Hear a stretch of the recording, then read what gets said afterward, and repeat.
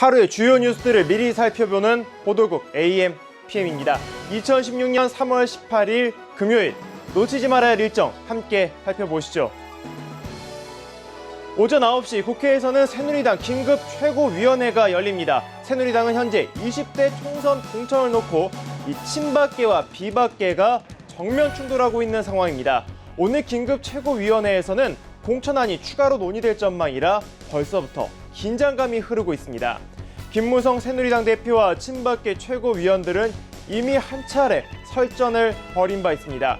김무성 대표가 공천관리위원회의 일부 공천심사안의 의결을 거부하면서 반발을 산 것인데요. 어제 최고위원회가 취소되자 새누리당 원유철 원내대표를 비롯한 이른바 친박 주류 최고위원들은 긴급 간담회를 갖고 김 대표의 사과를 요구하기도 했습니다.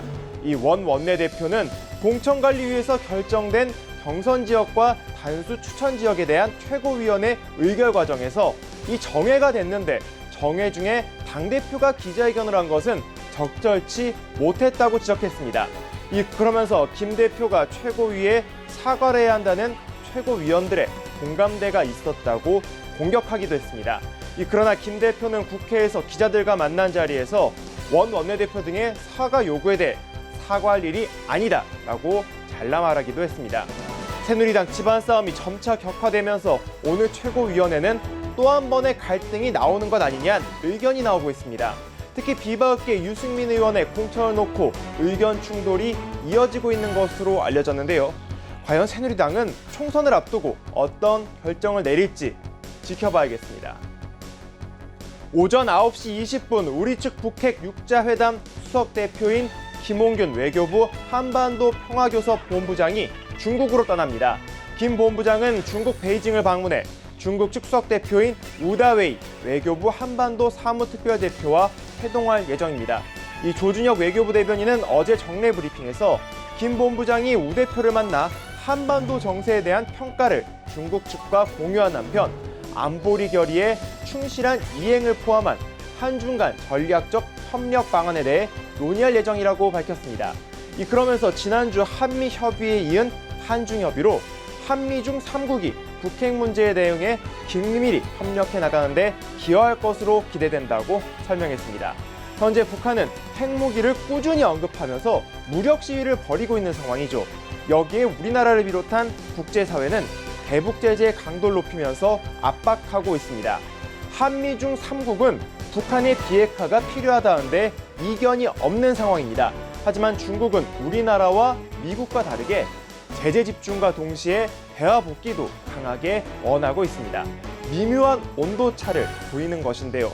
이번 김 본부장의 중국 방문이 어떤 외교적 성과를 거둘 수 있을지 함께 지켜봐야겠습니다. 마지막으로 정치권 소식 하나 더 전해드리겠습니다. 더불어민주당이 오늘 전략지역 공천을 예고하고 있습니다. 막바지 공천 작업을 벌이고 있는 더민주의 마지막 퍼즐 맞추기가 될 전망인데요. 고심 끝에 어떤 선택을 하게 될지 주목되고 있습니다. 더불어민주당 지도부는 과감한 컷오프를 단행하며 현역 의원들의 지역구를 비워뒀지만 막상 자리를 채우는 작업은 속도가 나지 않고 있습니다. 애초 지도부는 지난 수요일 해당 전략지역 후보를 발표하려 했지만 퍼즐을 맞추지 못해 오늘로 보류한 상태입니다. 현재 현역 탈락자 지역구 중 전략검토 지역으로 분류된 곳은 이해찬 전 총리의 세종시를 포함해 9곳입니다. 당장 세종시부터 대안이 마땅치 않은 상황입니다.